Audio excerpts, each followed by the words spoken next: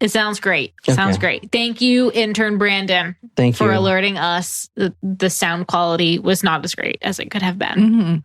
There are 3 women, I believe, at this point in the basement. And he is digging it out further. And he is taking turns assaulting the women with the sole purpose of impregnating them all because he wants his own 30 army of children. He wants like 30 kids, something like that. He wants 10 women. With 10 kids each. 10 women with 10 kids each. Gary Heidnik was doing his best to get all these girls pregnant. So right now he's got 5 in a hole. And one of them died. Sandra. Oh, all right, that's so right. Gary Heidnik befriended a mentally challenged girl named Sandra. That's right. Oh. And they've been friends for 4 years. Sandra, he met at the Elwyn Institute where he was a patient. She was mentally handicapped. And not only that, they became friends. And then after that, she starts attending church with him at his home. Okay. Because he starts his own church. Right. Which, that totally tracks. Yes. To where this is heading. Oh, that's right. Because I said that I watched that documentary.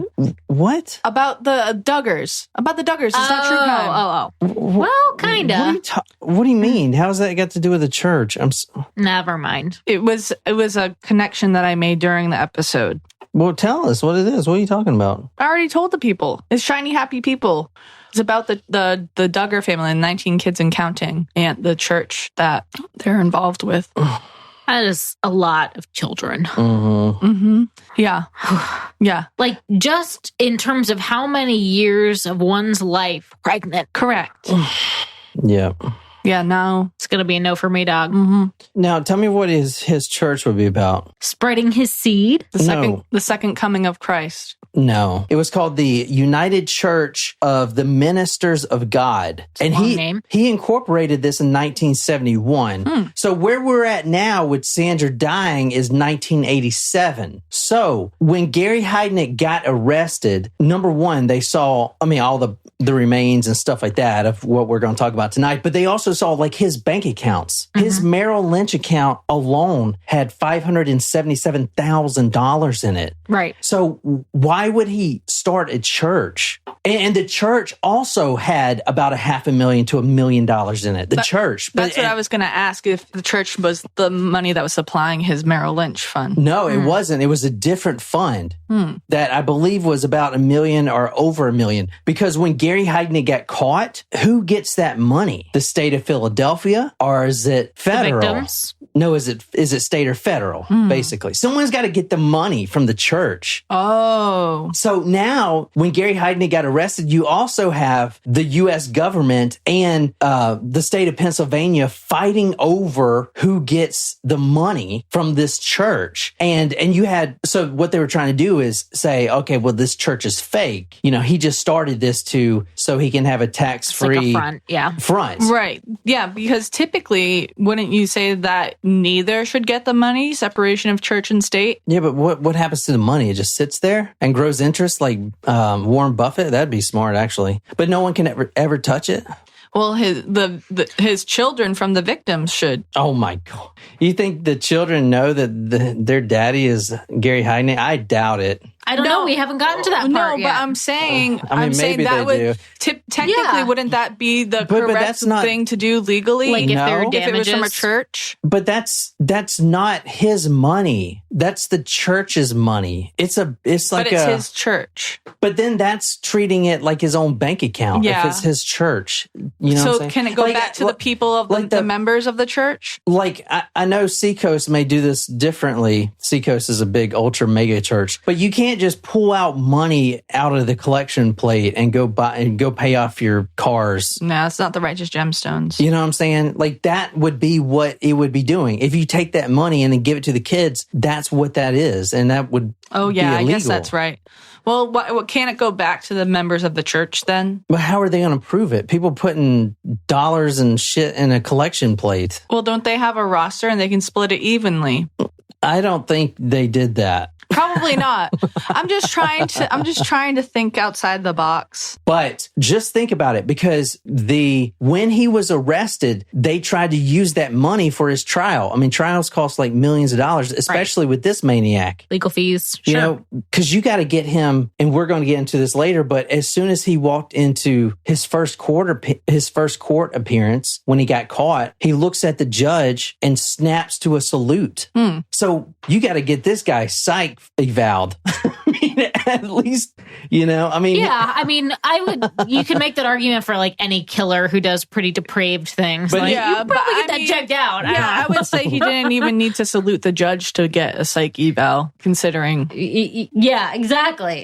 Considering everything else. Considering that and the 31 times that he has ended up in a mental institution of some sort. I would say there's a pattern there. Yep. Yeah. The defense used the suicide. He's attempted suicide at least 14 times. And the prosecution's like, yeah, but, you know, he wasn't serious. He wasn't seriously trying to kill himself, you know. Were they cries for help? The defense attorney said, what about the time he was riding on his motorcycle and he purposely played chicken and went head into a semi-truck? Yeah, okay, that's pretty... Well, if he's not trying to harm himself, then he's trying to harm someone else. And I would say that is probably something they should look at as well. Never mind the fact that he's in court for, like, these terrible crimes. Yeah, but we're going to get into all that later. I just wanted to kind of wake up a little bit. Now, I didn't know where to start this episode specifically. So I'm just kind of, where we stopped last time is Sandra had choked on a piece of bread. Remember, Gary Heidnik was shoving it down her throat because she was pregnant and she needs to eat, but she's been misbehaving and now she's refusing to eat. So he's at this point shoving bread down her throat. It gets caught and then she dies. Now, the women then wake up in the morning to a horrible stench. And this is one of the times that Gary Heidnik almost got caught. This is right in 1987. This is the beginning of March 1987. An officer actually comes to the home, the front door, because all the girls hear it downstairs. They hear this frantic knocking. This officer, I think his name was Officer Aponte, but he comes because there was a complaint from the neighborhood of a horrible smell. Gary's neighbors thought, since they haven't seen him in a week, that he died in there. And it's the smell of rotting flesh. He didn't know what to do with Sandra's body at this point, so it's just there rotting in the house. The officer comes to the door and was about to break in. This guy might need help, so he's about to enter the home when Gary Heidnik opened the door, shut it behind him, and said, you know, what's the problem? The neighbors were all out because they thought they were going to see Gary's dead body. They thought that he was dead in there. So they're like, oh my God, you're alive? Then what stinks? You know what his response was? I burnt my dinner.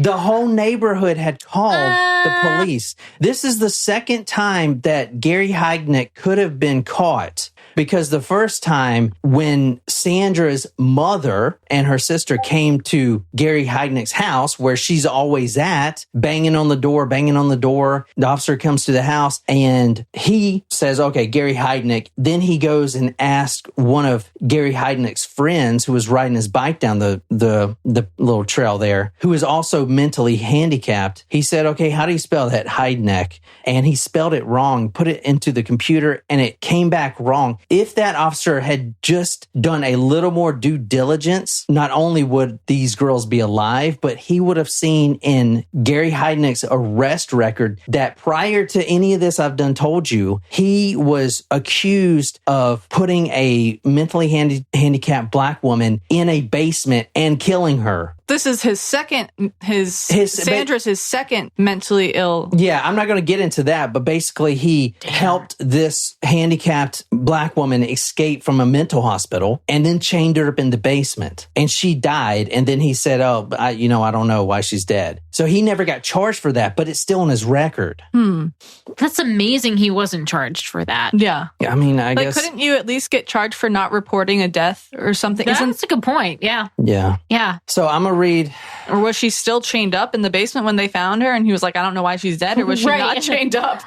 This isn't my house. This is from Josephine's own words in her book Cellar Girl, but this is when they knew that Sandra's body was rotting upstairs.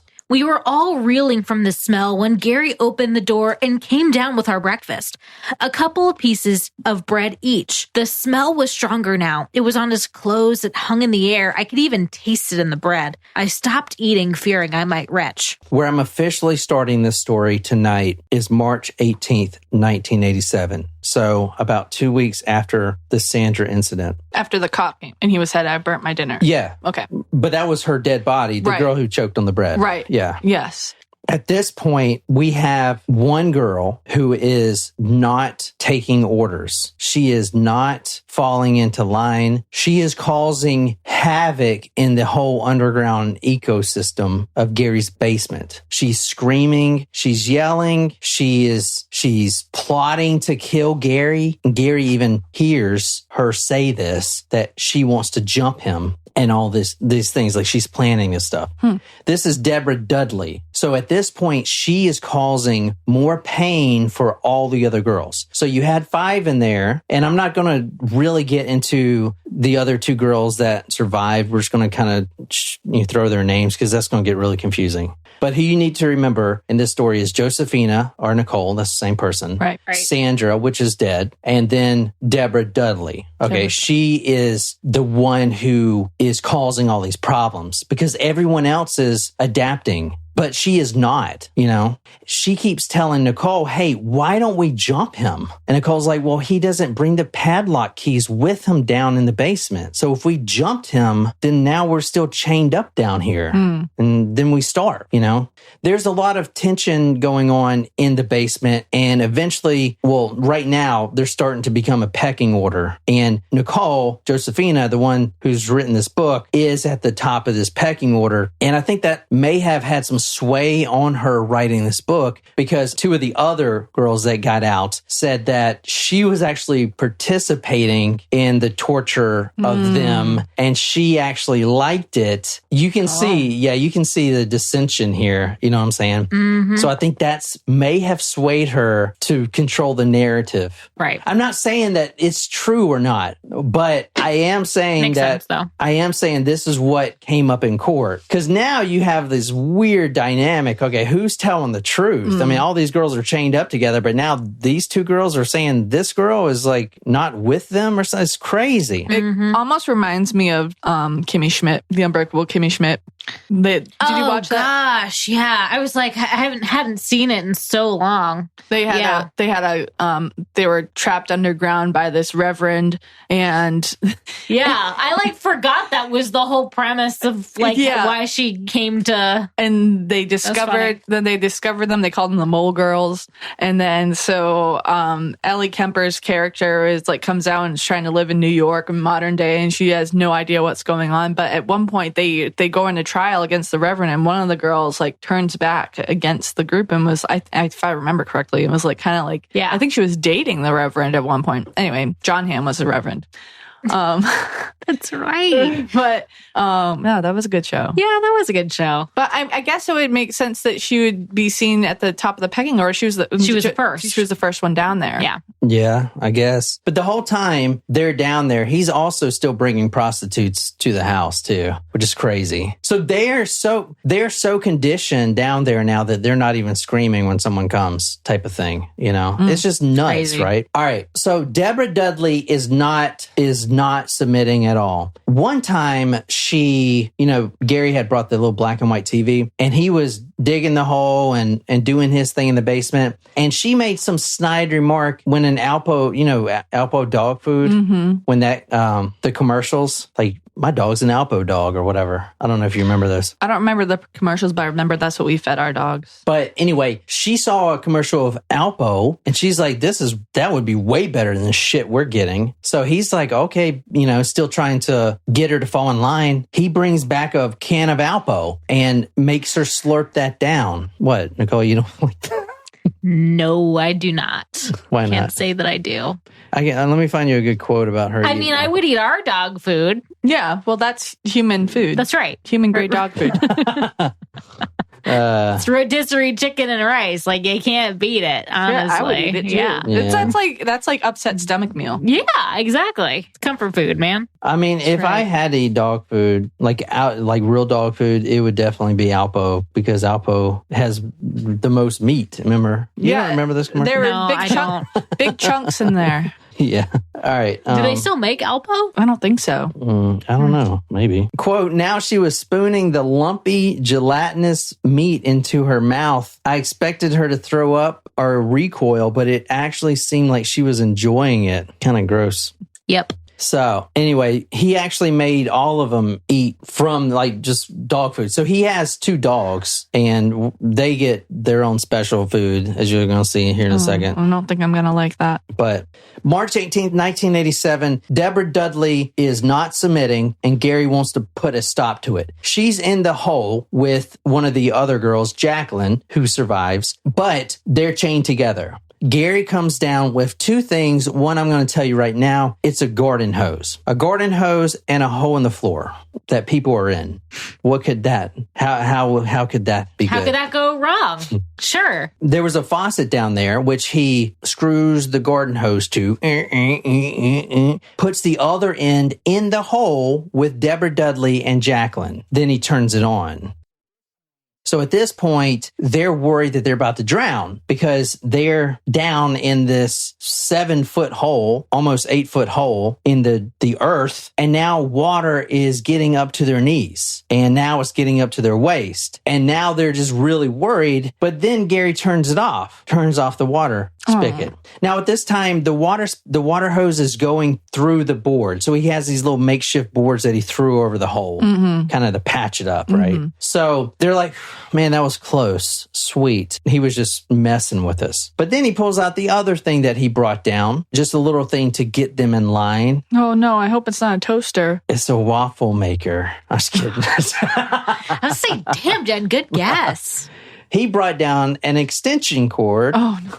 And one of the ends of the extension cord is cut off. So all it is the 2 bare wires hanging out. And it's not even the good kind with the third wire. It's not even the ground kind. Wire. It's just the 2 wires, not even the ground wire on it, like the worst you can get, right? So he plugs it up into the outlet and it's already sparking. Now, he's just going to teach these girls a lesson, right? He's just going to give them a little shocky poo and have them straighten up. Mostly Deborah Dudley, but she is now rubbing off on Jacqueline. That's why she's also in the hole. When the water was a few inches deep, he turned it off and replaced the board over the top of the hole. Then he picked up the wire, which looked like an ordinary extension cord, except on one end he'd cut it down so that the insulation plastic was gone and the bare wires exposed. He plugged the other end into a socket, and now we all knew what was coming. He was going to electrocute the girls in the hole. Okay, so let's bring it back. We are in this damp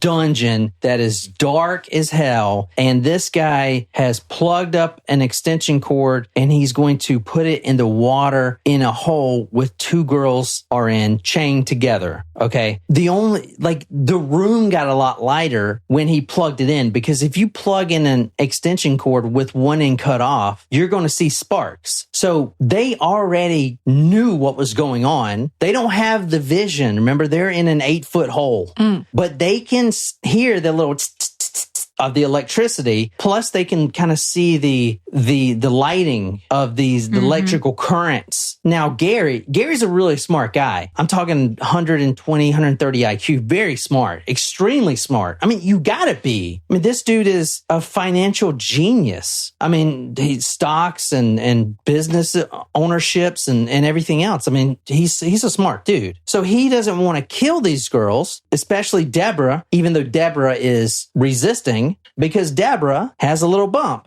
on her. She has the baby bump. Jacqueline doesn't have it yet, but Deborah has a little baby bump. So we don't want to kill her because that would just ruin the plans. Right. Yeah. Dobby doesn't want to kill. Dobby just wants to maim or seriously injure. So Gary says, quote, "Don't worry," he said coolly. "The current isn't even that strong. It's just a little shock. Nothing too bad. I just got to get you both to straighten up a little." So he is telling this to the women. Now, he's a smart guy, like I said. And yeah, 120 volts isn't terrible, because I remember Nicole stuck a screwdriver in there 2 weeks ago for some reason. That was like years ago now. No, dude, that was like literally 2 months ago. What was No, it? it was longer. And it was like, what does this do? I guess I can't talk because I almost blew my head off. Yeah, what you did was way worse, and that was like 2 weeks ago. I cut a live wire, knowing it was live. Which that's dumb. No, well, it's not. Yes, It's all right. It's not going to hurt you, but this wire, which I did not know, was actually hooked up to a transformer, which stores electricity like a big battery. Well, that's why you shut the wires off, John. No, I was too lazy. So Gary Heidnik, he's a smart guy, like I said. So 120 volts isn't going to kill you at all, unless, and he didn't think about this, unless it's touching water. They're submerged in water. That would That's kill a conductor, yes. But he just wanted to give him a, quote, little shock just to straighten him up a little bit. And then he accidentally fried them. Well, I shouldn't be laughing because, anyway, at this point, they're begging because he is slowly bringing this electrical cord over with the two ends severed off, and it's sparking, and he's trying not to touch it to his leg or anything. And they're hearing it. And they know that they're submerged in water, and now they know that he's going to put that down in the water. I mean, if you throw a toaster into the water or something, same thing, right? I mean, that's common sense. But he thought, well, I'm not going to put it in the water, so it's not going to conduct like that. I guess is what he was thinking. I don't know what he was thinking. But the chain, they were chained up in this hole, and the chain that chained them to the sewer pipe comes out of the hole. So he's just going to touch these wires to the end of this chain, and it's going to go down and get him, right? Give him a little shock. Mm-hmm. So that wouldn't be that bad. Anyway, they start begging.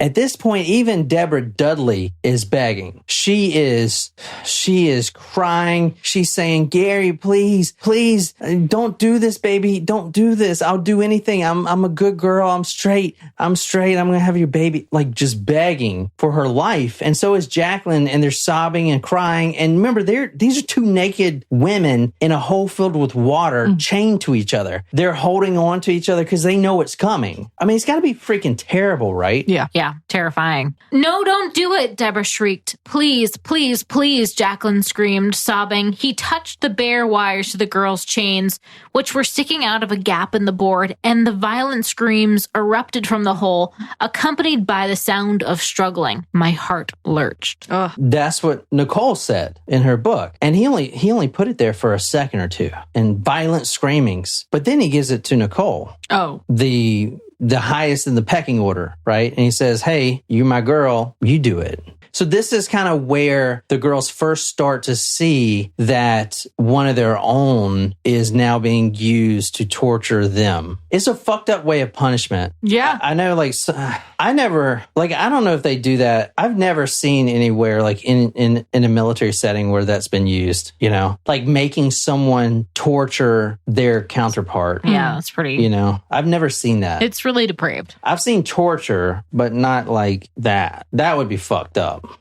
But you can see how it introduces a new dynamic. Sure. You know what I'm saying? Yeah. Anyway, in her book, she talks about how she was just breaking down, but she knew she had to do it. Because at this time, Nicole's trying to put on this mask of a woman who has completely submitted herself to this guy. okay, I'm just going to play along. I'm going to be the good little puppet. I'm going to get some more responsibilities, maybe some more freedoms. And then finally, when there's an opportunity, I can run out and get help and save the other girls. But you can see when they get out, because Nicole did get that responsibility and freedom, and they did go shoe shopping, and they did go to dinners. And you see what I'm saying? Like when are you waiting for this opportunity? Now, I'm not saying, I'm definitely not saying she's a terrible person. I'm not saying that at all. I think what she doesn't talk about in her book is the Stockholm syndrome that she probably has. And I think when reading her book, she's really trying to justify it. But I think she is more emotionally traumatized than she thinks she is. Does that make sense? And she just wrote this book in 2014. So she, you know what I'm saying? I don't think she understands Stockholm syndrome and stuff like that. Like, you know, I feel like she is trying to justify herself by saying, okay, I'm trying to get freedom, yada, yada, which she was, but you know what I'm saying? Yeah. But anyway,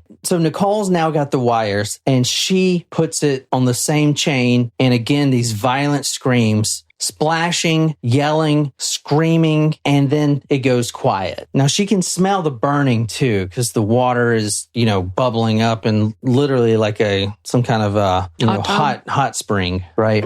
Gary takes off the board, and this is about 10 minutes later. Both girls are now sitting on their butts with their legs stretched out. Jacqueline is fine. She's fine. I mean, she's not fine. She's fucked up, but she's breathing and she has a pulse. Deborah is in the same position with her legs splayed out in front of her, but her face is also in the water, submerged. Her body is leaned over like a yoga pose where you stretch out in front of you. She is just resting there in the water. She's dead. I mean, there's no doubt about it. Her body just collapsed from the being shocked. Her heart stopped or whatever. And that's how she expired right there. Yeah. It was a terrible death. Yeah. You know? So she was fried. So crazy. Yeah. Gary pulled her up by her hair, and it was clear she was gone. The rivulets of water dripped down her blank face. Her eyes and mouth fell open in a slack, silent scream. Ugh. Quote from Gary, "Thank God for that. Now my basement can get back to normal."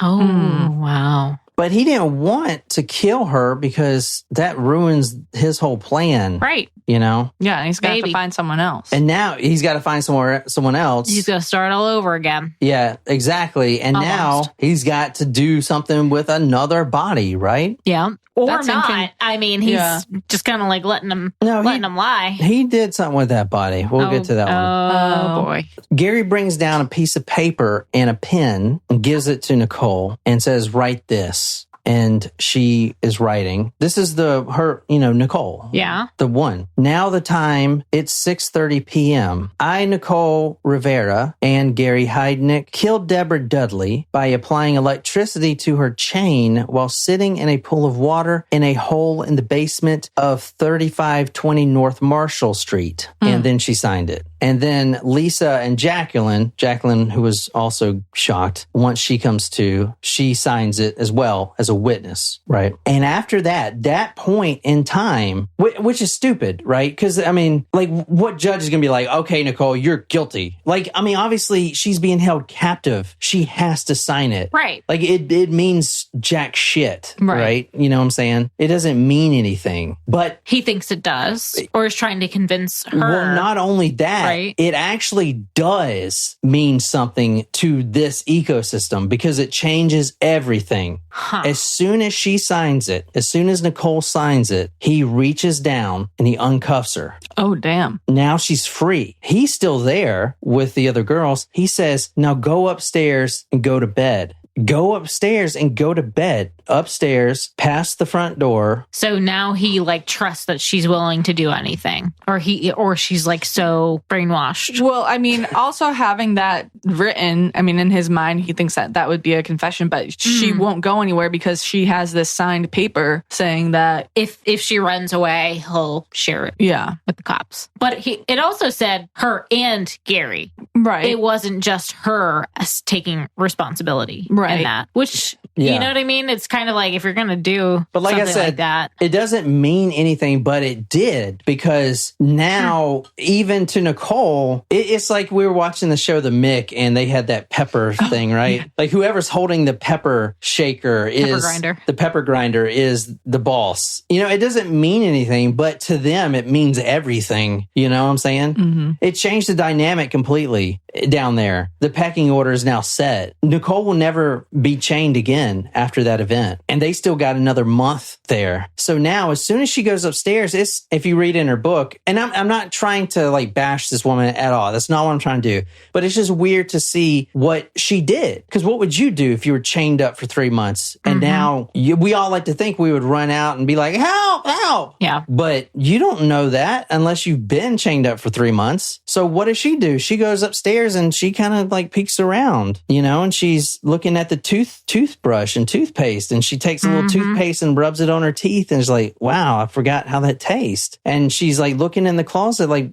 what do you want me to wear? Like, she's now the woman of the house, right? Yeah, no, she will never be down in the basement again, chained up. She goes down there to help with the torturing. I mean, that's fucked up, is it not?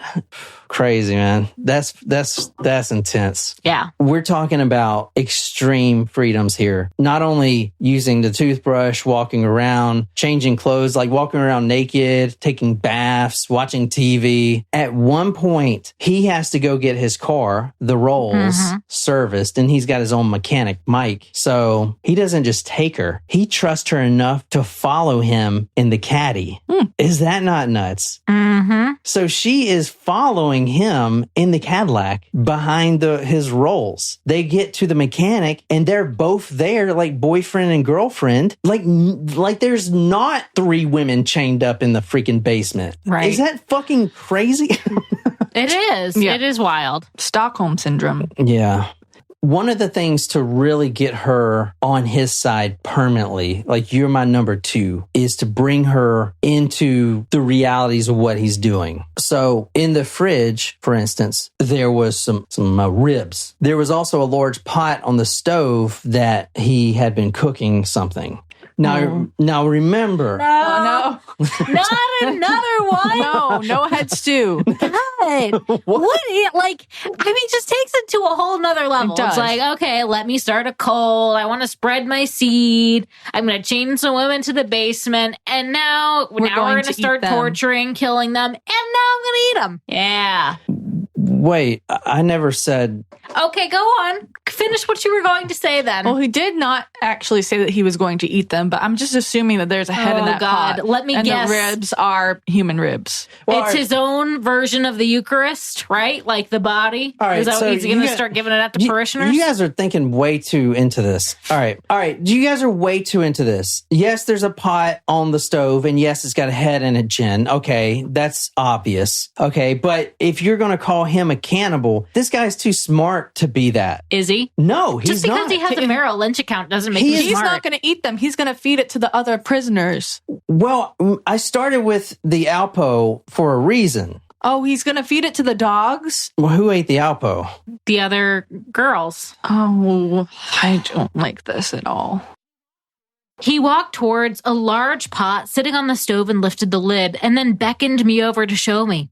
The smell hit me instantly. So this is Sandra in the. Oh no! This is Sandra's body. Sandra never left the house. The smell's gone because he minced it up and did some other things we're going to talk about here in a second. But he's still kind of cooking through Sandra. Inside the scorched aluminum pot was a bare white skull sitting in a pool of brown yellow liquid. It was so stark, so ugly. The pale, shiny bone almost seemed to glow against the putrid, dark water. Wait, hold on a second. That is interesting. The pale, shiny bone. It's the fat, I believe, molecules that make it all shiny. Isn't that weird? So, like, on the top of the lid, if you're, like, got some broth in there. I don't know why you're going into such detail about this. I was just thinking about it earlier. I'm just thinking the brown, yellow, dark yellow.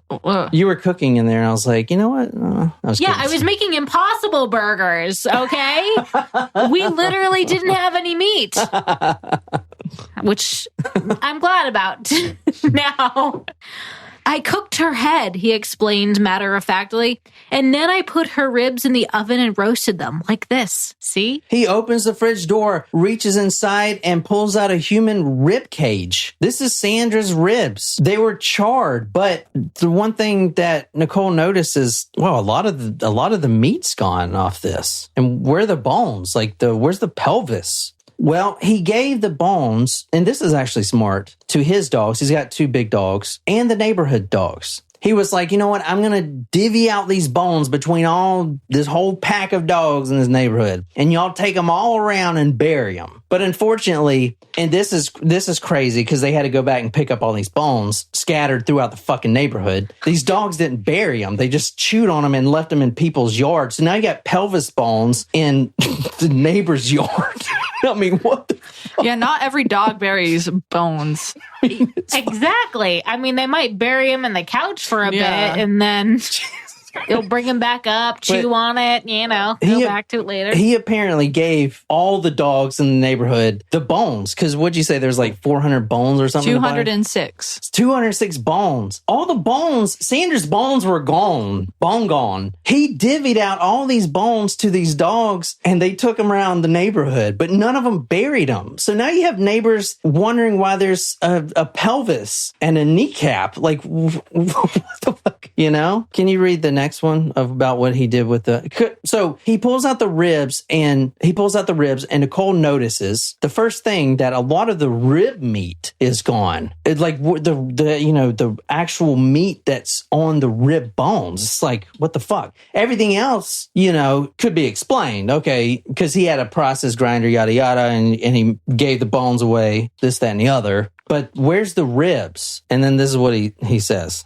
Yeah, she said she wanted to eat dog food, so I got a few cans, and then I minced up some of Sandra's body and mixed that with the dog food and put it back in the can so they wouldn't know that's what they were eating.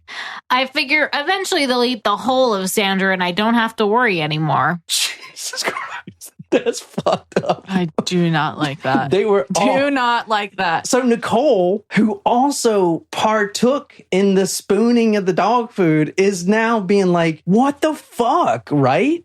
So she fed her fellow captives to the other fellow captives. Which is kind of smart because, he's trying to get rid of the body, and that is the best way to do it. I mean, and it's just innovative. That and giving the dogs the bones. I don't want to applaud the situation. So I'm upset.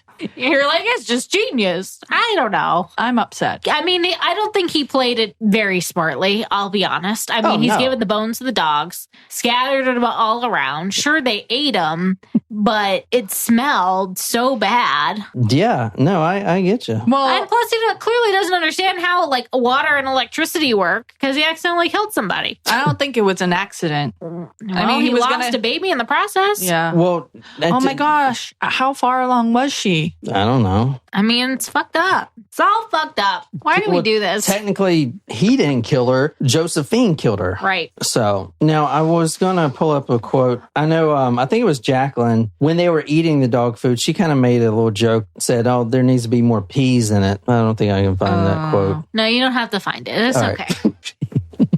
Jesus fuck. Appreciate the effort. This is pretty terrible. Yep. Yeah. Yep. Nicole, she is now getting privileges, but she also has to help dispose of Deborah's body. And this time, he wasn't going to do all that shit that he did because clearly, like you said, it didn't work. The bones are all over the neighborhood, right? And he's still got ribs in the fridge. It clearly didn't work. He's literally still cooking the head. A cop came to the house, asked what the smell was. That's not working. So when Deborah died, he put her in the freezer. And then that next morning, he took Nicole with him. And she was talking about this because they drove out a few hours to find a good space in the dense forest. And she was talking about how surreal it was. This is the first time she's been out. Mm-hmm. This is before the whole freedom of going shopping. I mean, they were literally going shoe shopping and bra shopping and it's crazy to hear her talk about it because she's in the dressing room. But there's women in the basement getting raped and tortured. It's fucking nuts, right? Anyway, the first time she went out, she remembers like he stops at a gas station, buys her a Coke. He also buys the newspaper because he wanted to check his stocks. And he was really upset that he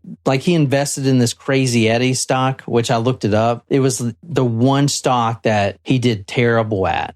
The one time he did terrible. So he is so bummed out. And this is the day after he killed Deborah that he just lost $16,000 in Crazy Eddie's, which Crazy Eddie's was a scam. It was like I've heard that name before. It was I looked it up. It's crazy. Well, Crazy Eddie? But it was it was like a Radio Shack. Yeah. It's Crazy Eddie's greatest stereo sale ever. Get anything and everything in stereo equipment. Get it all now during Crazy Eddie's greatest stereo sale ever. Crazy Eddie, his prices are insane. Like discount store. I don't know how it was a scam, but the guy ended up on the FBI most wanted list, like Eddie himself.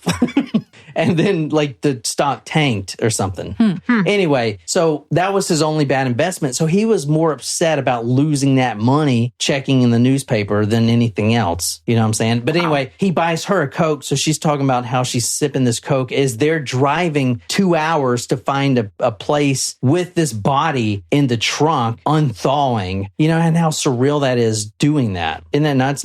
So how it eventually culminates is Gary starts taking her out, bringing her in, and, you know, shoe shopping, dinners, movies. She's in the public. She's got plenty of opportunity to run, to say, hey, help, anyone. But about a month goes by, and it was only when Gary said, I think we need to get another female in the basement. We need to capture someone else. That's when she went into action. And they did capture someone else. They captured a girl, Vicky, which Vicky was only there for 12 hours because as soon as she was there, Gary was arrested. Wow. Yeah. So, and how this happens is they go out. Gary is like, I need 20 minutes. I got to go do some business, you know, just shop around a little bit. You can shop here for 20 minutes. So she goes to the payphone. She's calling the police, 911. They're not believing her. They don't want to send out a car or a patrol. They think she's lying.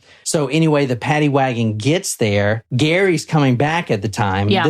And it was kind of like timed perfectly. The cops get out and they see this woman and she's like, this guy, Gary Heidnik, he's been torturing me and torturing 4 other girls. They're in his basement now and they're not believing her. Wow. They only believed her when she lifted up her pants leg and there was a true mark of being chained, right? There was like this red where she was a shackle mark. And then, so now they got him and she's like, well, he's right, you know, there at the gas station, just sitting in his car. So they go up to him, knock on his window. Are you Gary Heidnik? And he says, is this about me not paying child support? Because he has his 4 other kids and he's been flaking on child support. Isn't that fucking nuts? Wow. So that's how it culminates.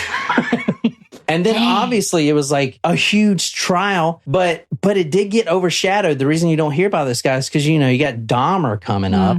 You got some big names coming up, you know, and OJ was 94. So this trial was 1990, I believe. I mean, you know, what's this guy when you have like Dahmer and then freaking OJ right after that? You don't, this guy just vanishes, right? I don't know. It's crazy. There are some other weird things about this guy. For instance, he at one point had ordered a Chinese mail order bride. Oh, geez. At one point. What? Stuff like that, yeah. I mean, just kind of crazy shit. And this is the Buffalo Bill. That's what they're called because, you know, Buffalo Bill had the hole in there. Yeah. Anyway, I don't know. Wow. That's crazy. This is a crazy one. This was a crazy one. Yeah, he has all kinds of problems. Another thing he shared with Dahmer is they were both medics in the U.S. Army.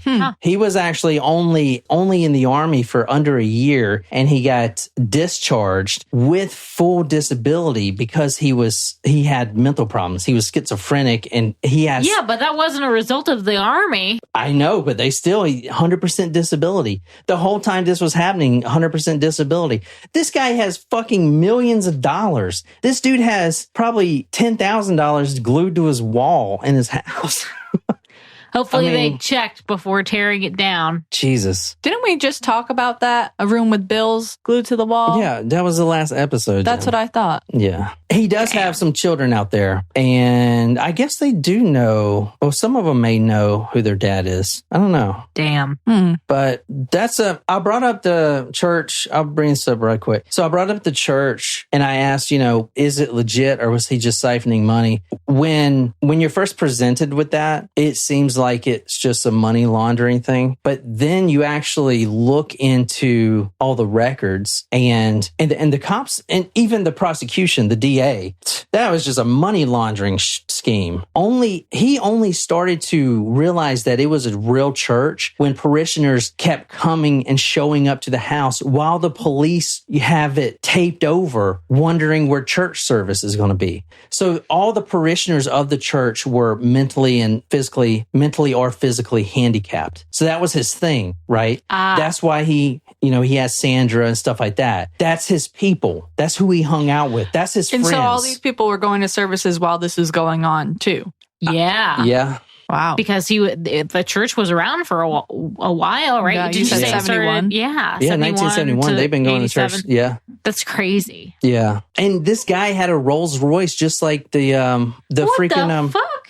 Well, what's the Hashnishis or whatever, remember? Oh, yeah. Oh, the guy from Wild Wild Country. Yeah, that was a good one. But the church is real, though. They were doing actual services, and he wasn't spending that money. It was the money for the church. It's nuts, right? It's interesting that he kind of separated out certain things like that. Compartmentalized. It's weird. It is so weird. I will say that he had some head trauma. He was a bedwetter, and he was beaten pretty ruthlessly. He had a terrible childhood growing up, and his father would just rip him, completely for wetting the bed. He would hang the sheets up so everyone sees him. Oh, I mean, just stuff like that. So he, the first thing he could do to join the army, he did. And I think that kind of ruined him because as soon as he was in, he was out. They knew he was fucked up. They knew his head was all fucked up. Yeah. And it was like one of those things where I think they just wanted to get him out. It was like, here, you can have a full pension. Bye. Yeah. But I mean, he did good things with that fucking pension, did he not? I mean, goddamn, the dude's a fucking millionaire. Well, I don't know if I would say he did good things with it. I wouldn't go that far. Yeah. I am interested in revisiting this guy another time, You can make a short about it. Yeah. Or a series of shorts. Yeah. As far as the Josephine thing goes, I mean, you can read her book. It makes you think, because the other girl said that she was involved in it and she was actually starting to like the torture. But, I mean, you could say that, but at the end of the day, it was absolutely Stockholm syndrome. Yeah. So would she have done that sort of thing otherwise and on her own? No, I don't believe that. Yeah. So he was actually executed in 1999. His last meal was 2 slices of cheese pizza and black coffee. So interesting combination. Yeah. Well, it was good to see everyone. Yeah. I hope you guys like that. Sorry I left all the background out. I probably will do something else for you guys and go back over a lot of stuff because I know there's going to be probably more than one. But, anyway, did you enjoy it? I did. All right, cool. All right, well, we're going to bed, I guess. 9 o'clock. Yeah, pretty much. Yeah, I'm going home. All right. Well, thank you guys so much for being here. And I'll see you on Saturday. We got a great story on Saturday. Super excited. We're doing a serial killer that no one's heard of. And, I'm still kind of bouncing around the Richard Ramirez thing. I'm too scared to do him type of shit like I was Dahmer, because he's like my white whale. Your new white whale. Yeah. So, but anyway. Cool. So anyway, hope you guys enjoy it. And that's it. So until next time, good night, you lovely, lovely people, Supremos.